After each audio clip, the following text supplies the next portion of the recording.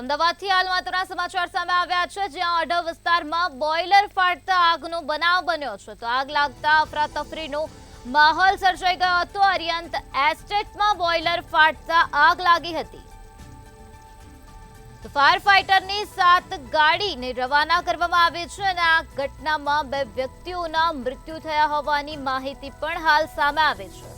અમદાવાદથી આ મહત્વના સમાચાર સામે આવ્યા, જ્યાં અઢવ વિસ્તારમાં બોઇલર ફાટ્યા, જેના કારણે આગ લાગી.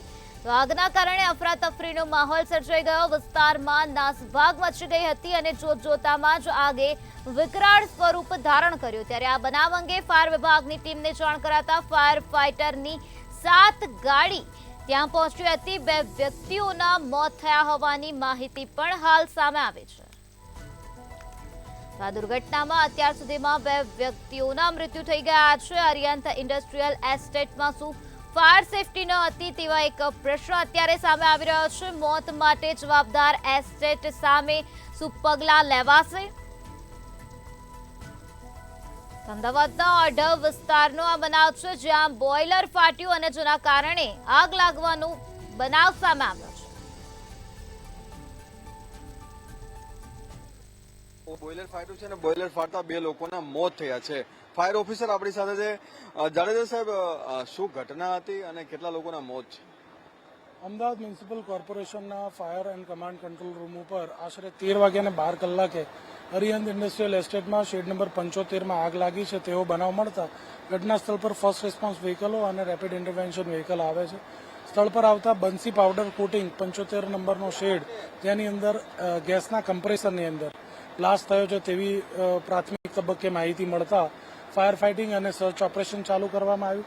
ઘટના સ્થળ પર ટોટલ 2 કેઝ્યુઅલિટીઝ ઘણી ગંભીર હાલતમાં જોવા મળે છે, જે પોતે માલિક હતા રમેશભાઈ પટેલ, ઉંમર વર્ષ 50, અને તેમનો એક કારીગર છે પવનકુમાર, ઉંમર વર્ષ 21, જે ખૂબ જ ગંભીર રીતે ઘાયલ ઘટના સ્થળ પર છે. 108 મારફતે તેમને મૃત જાહેર કરવામાં આવ્યા છે. સાથે સાથે બીજા 3 કારીગર તેમજ રમેશભાઈના સુપુત્ર વાસુભાઈ રમેશભાઈ પટેલ, જેમ એ પણ ગંભીર રીતે ઘાયલ હતા, તેમને 108 મારફતે નજીકની હોસ્પિટલમાં રવાના કરવામાં આવે છે. સાથે સાથે બીજા આજુબાજુના ઇન્ડસ્ટ્રીયલ એસ્ટેટને પણ સુરક્ષાના ધોરણોને ધ્યાનમાં રાખીને ઇવેક્યુએટ કરવામાં આવ્યા છે. ટોટલ 19 જેટલા ઇન્ડસ્ટ્રીયલ શેડ છે જે એ પર્ટિક્યુલર ઘટનાથી પ્રભાવિત થયા છે, અને મુખ્ય રીતે ટોટલ 5 ઇન્ડસ્ટ્રીયલ શેડ છે. શેડ નંબર 55, 57 અને 74, 75, 76, આ 5 ઇન્ડસ્ટ્રીયલ શેડ ગંભીર રીતે જર્જરિત હાલતમાં છે આ બ્લાસ્ટના કારણે.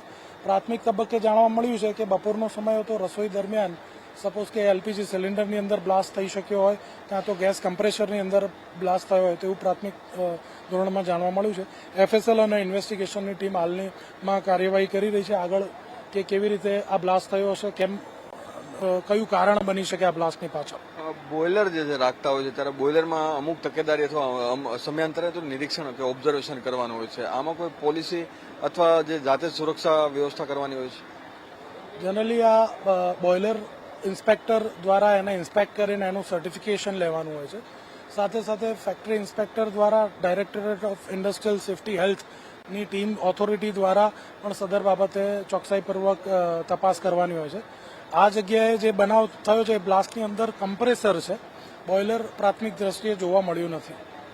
એટલે કે જે 2 લોકોના દુઃખદ મોત થયા છે અને સાથે સાથે જે ફાયર વિભાગ દ્વારા જે આગ જ્યારે વધી હતી તેને આગને પણ કાબૂમાં લેવામાં આવી છે, અને તમામ જે લોકો જે આ જે ઘટના થઈ છે તેનાથી પ્રભાવિત છે તેમને પણ રેસ્ક્યુ કરી લેવામાં આવ્યું છે. કેમેરામેન કૃણાલ રાણા સાથે મેહુલ દુધરેજિયા, મંતવ્ય ન્યૂઝ, અમદાવાદ. અઢવમાં બોઇલર ફાટતા આગ લાગી હતી, ત્યારે ફાયર ફાઇટરની 7 ગાડીઓ ઘટના સ્થળ પર પહોંચી હતી અને પાણીનો મારો ચલાવીને આગ પર સંપૂર્ણ રીતે કાબુ મેળવી લેવામાં આવ્યો છે. ત્યારે આ આગ લાગવાની ઘટનામાં 2 વ્યક્તિઓના મૃત્યુ થયા હોવાની માહિતી સામે આવી છે. તો અરિયંત એસ્ટેટનો આ બનાવ છે. અરિયંત એસ્ટેટમાં બોઇલર ફાટ્યું અને જેના કારણે આગ લાગી. આગે વિકરાળ સ્વરૂપ ધારણ કર્યું હતું, જેના કારણે ફાયર ફાઇટરની ગાડીઓ ઘટના સ્થળ પર પહોંચી હતી અને 7 ફાયર ફાઇટરની ગાડીઓ દ્વારા પાણીનો મારો ચલાવવામાં આવ્યો હતો. ત્યારે અત્યારે આગ પર સંપૂર્ણપણે કાબુ મેળવી લેવામાં આવ્યો છે.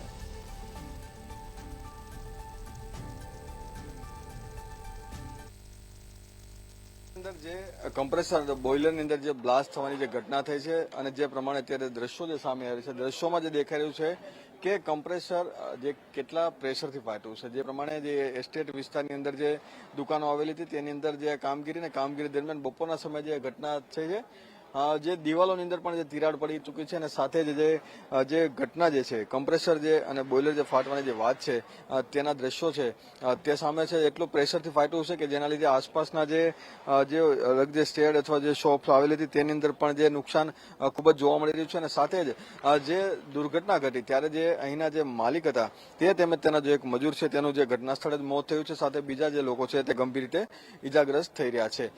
જે દ્રશ્યો છે તે જ દર્શાવી રહ્યું છે કે જે કેટલા પ્રેશરથી આજે આખી દુર્ઘટના ઘટી હશે અને જે કેમિકલ જે છે તે અલગ અલગ પ્રકારના જે બનાવવામાં જે એસ્ટેટ વિસ્તારના અંદર બનાવવામાં આવતા હોય છે, તો તે દરમિયાન જે દુર્ઘટના છે તે થઈ હતી. અને આ દુર્ઘટનાના ભાગરૂપે જે પાછળની સાઈડ પણ જે શેડ આવેલા છે તેને પણ એટલું જ નુકસાન થયું છે. અને સાથે જ તમામ જે વસ્તુઓ જે છે તે આગ લાગવા બાદ બળીને રાખ થઈ ચૂકી છે.